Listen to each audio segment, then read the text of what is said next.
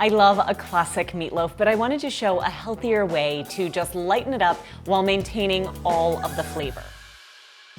So instead, I'm using half extra lean ground beef and half turkey. So I have ground turkey, I have an egg, and what I like about this recipe is it's so incredibly easy to make. It only takes a couple minutes of prep. Because this meat is really lean, we're adding a few things to keep it nice and moist. First of all, the egg will help a lot. Then I have 1/4 of a cup of low-fat milk. I have half a cup of breadcrumbs, loads of flavor with some fresh chopped parsley, a couple tablespoons of thyme, and what I do is I like fresh thyme and I just run down the woody stem and it removes the stems while keeping the stalk intact. I have a little bit of dried Italian seasoning, just so we get loads of flavor in here. Some Worcestershire, adds that nice kind of saltiness. Salt and pepper. Not too much because there's plenty of salt from the Worcestershire. I sauteed half an onion, 1 carrot, 1 celery rib, and 2 garlic cloves, minced, sauteed in a tablespoon of oil, and cooled slightly so it doesn't scramble the egg. So the other reason that it's important to let those vegetables cool slightly is because we're using our best utensil, our hands, to gently fold the meat in with the sauteed veggies, the breadcrumbs, the egg, the milk. I'm not even messing with a loaf or anything. We're gonna free-form it, place it right on a parchment-lined baking sheet, and just press down gently until you have a nice loaf.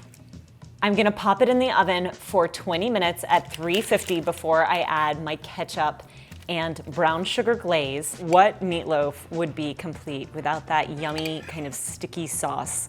So I have ketchup, 3/4 of a cup of ketchup, tablespoon of brown sugar, and also a tablespoon of apple cider vinegar. Give it a quick stir. Sweet and tangy. Ooh, that's good. All right, so my meatloaf has been cooking for a little bit, and I'm gonna go in a few times and just baste it with the ketchup mixture. And what this does is builds lots of flavor on this yummy meatloaf. So while the meatloaf was cooking, I had my potatoes already prepped for a healthier mashed potato. So what I'm using is a Yukon Gold potato, about 2 pounds. I peeled them, I cubed them, and I put them in water. This, by the way, is the best time-saving tip ever. I always have my potatoes soaking in water, and I'll drain them if I'm doing something like a roasted potato where I don't want the starch. In this case, I just kept it in the water. I microwaved it for about 12 minutes, and now watch. You're gonna see how fluffy and perfectly cooked these golden potatoes are. Now, when you are enjoying mashed potatoes, they really are not very healthy. It usually has at least a stick of butter, tons of heavy cream.